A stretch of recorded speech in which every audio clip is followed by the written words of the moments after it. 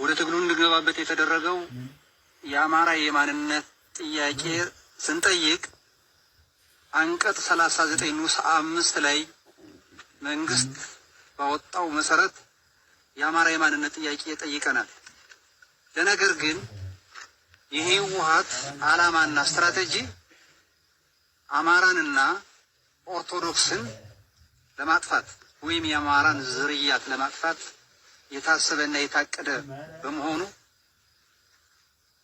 የአማራ የማንነት ጥያቄ መመለስ ሲቻል የአማራን ህዝብ ቆመጥና ብሬን ታንክና መትረጊስ ይዘው የአማራን ህዝብ መግደል መጨፍጨፍ ተጀመረ። ከዛን ባሻገር ይሄንን አማራ ነኝ የሚል ሰው በጉልህ እየለቀምን እንገላለን ተብሎ በትግራይ ተወላጆች በህወሓት ባለስልጣኖች እና አሁንም በትግራይ ብሔራዊ ደህንነቶች ይሄን የአማራ ንጹህ ተወላጅ ህዝብ ማሳደድና መያዝ፣ መግደል፣ ማሰር ጀመሩ። አማራጭ ስናጣ ተገደን እኛ ከመሞት ወይስ ላለመሞት ውሳኔያችን ወስነን አሁን እኛ በዚህ በጫካ ላይ የግድ አስፈላጊ የሆነ ምላሽ ለመስጠት ተገደን እኛ ወደ ጫካ ላይ ገብተን አሁን የትጥቅ ትግል መስርተን ለ25 ሚሊዮን የአማራ ህዝብ ይቻል ማድረግ ያለብን እኛ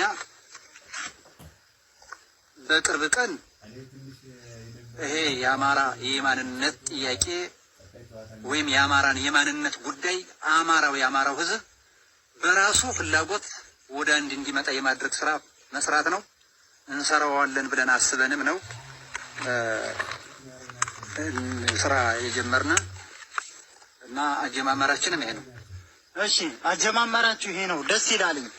ነገር ግን ማለት ነው የማንነት ጥያቄ ጠያቂዎች መሆናችሁና የሰራዊቱ ስብስብ አስደስቶኛል።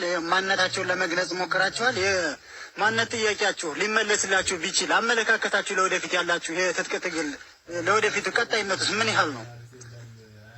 የማንነት ጥያቄው ህወሓት ከተከዜ ወደዚህ ለአማራ ህዝብ እንመልሳለን ተብሎ የማይታሰብ ጉዳይ ነው። የህወሓት መሰረታዊ ሀሳቧ የኦርቶዶክስ እምነትንና አማራን ማጥፋት ስለሆነ ያን ስትራቴጂ ወደ ኋላ ተመልሳ ከተከዜ ወደዚህ ለአማራ ሰጣለሁ ብላ የማታስብ መሆኑ ይሄ በእኛ አረጋግጠን ያው አድረናል። ማንኛውም የአማራ ህዝብ ይሄም መሆኑን ለይቶ እንዲያውቅልንና አሁንም ቢሆን እኛ ሀሳባችን የአማራ የማንነት ጥያቄ ብቻ ሳይሆን አቅማችን እየጎለበተና አቅማችን እየጠናከረ ሲሄድ አንዲት ኢትዮጵያ እንጂ የተበተነተነችና ድራሿ የጠፋ ኢትዮጵያ እንድትሆን ፍላጎትም የለንም። አላማችንም ይሄንም አይደለም። የብሔር ብሔረሰቦች ጥያቄ የኦሮሞና የአማራ ህዝብ ጥያቄ አጠቃላይ ሙላው ድሮ እንደነበረችው ኢትዮጵያ አንዲት እንድትሆን ፍላጎት አለን። ራዕያችንም ይሄ ነው። ለነገር ግን እኛ አሁን ባለን አቅም ጉዳይ የተነሳንበትን መሰረታዊ ጉዳዩ ጥያቄው የተነሳ የአማራ የማንነት ጥያቄ ስለሆነ መነሻችን በአማራ የማንነት ጥያቄ የነጻነት ታጋይ ብለን ነው የመሰረት ነው። አሁንም ማንም ረድቶን ወይም ማንም አዘዞን ሳይሆን አማራነታችን አስገድዶን የአማራ ክብር ተገፎ የኦርቶዶክስ እምነት እንዲጠፋ ተደርጎ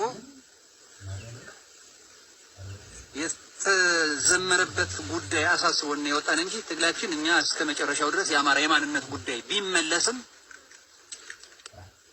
አጠቃላይ የብሔር ብሔረሰቦች ጥያቄ ካልተመለሰ አቅማችን እየጎለበተና የኛ ጥንካሬ የፈጠርነ በሄድነ ጊዜ ኢትዮጵያ እንዲት እንጂ ሁለት እንደማትሆን የማድረግ ስራ ለመስራት ነው ሀሳባችን። እሺ በጣም ጥሩ። በዚህ ንግግር ላይ ለሰጠኸኝ ቃለ ምልልስ ከልብ አመሰግናለሁ። ወደ ዋናውና ወደ አስቸኳይ ለሆነው ጊዜያዊ ጥያቄ እገባለሁ።